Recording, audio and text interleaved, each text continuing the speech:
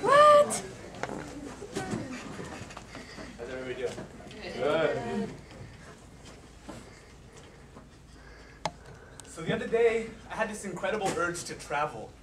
I wanted to travel somewhere unfamiliar, somewhere where new and unexpected things lurked around every corner. Somewhere that got the blood flowing in these veins like a child on its first ride down that 3-story twisty slide at Chuck E. Cheese. Excited, but a little scared, not knowing if I was going to come out the other end the same child that went in, because even back then, the dark twists and turns of life seduced us in. Like a siren beckoned ships at sea to shores full of sin. I wanted to go somewhere like that.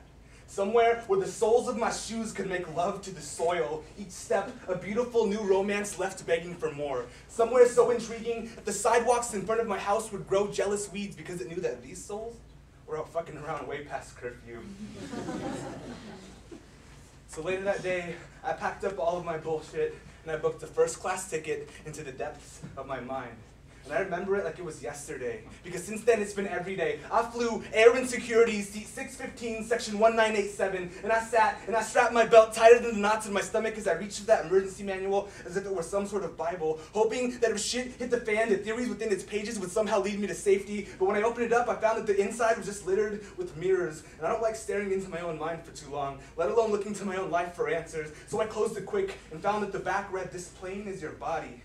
The sky is your mind, and the ground's far below are all the demons you keep hidden inside." And so these hands began to shake, and this cord began to tremble, experiencing a kind of turbulence, as if this body was suspended on strings of doubt, and the puppeteer in the sky was sending prayers to grand mal seizures from the house of broken hearts at the corner of Parkinson's and spasms. My mind started drifting places I could never even fathom, thoughts buried so deep I never knew I had them. The faces started flickering, the lights started stuttering as jet fuel memories set fire to everything familiar. I saw children by the hundreds giving thanks to their mothers and fathers tossing coins into wells of infidelity. I saw Buddha hung from a tree in the Garden of Eden and Jesus weeping on his knees begging for forgiveness. And just then, an atheist burst from the clouds and sprouted the wings of an angel. And I collapsed and relapsed to myself as a fetus. And when I finally regained some strange state of consciousness, I was in an empty room with my ear pressed to the floorboards of my mind. Unable to speak, unable to move, but something from deep inside told me to listen. And so I did, and I heard my demons singing. They were singing double-edged promises at the top of their lungs, harmonizing with shattered dreams and reoccurring tragedies, and from the background, my enemies. My enemies were cued in, weeping silently in unison, and at the forefront, a broken heart kept a steady, selfish rhythm rest.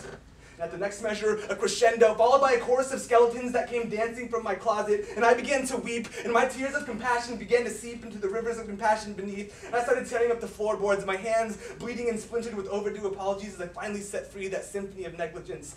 I stared them right in the face, not knowing what to say, and they continued to sing. They sung about how all they ever wanted was for me to stop blaming them for things in my life that didn't go my way.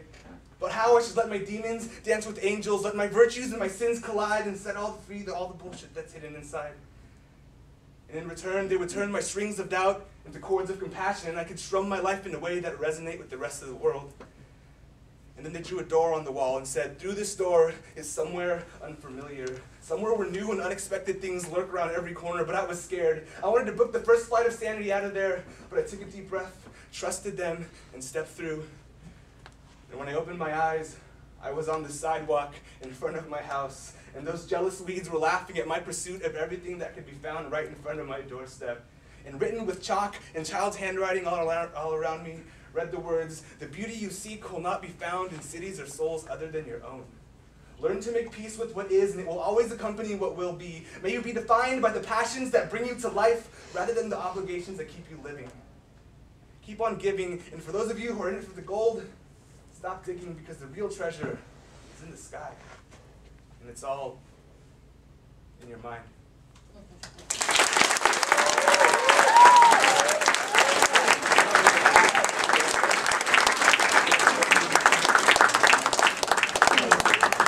I was happy when I thought we were just going to Chuck E. Cheese and you took me down.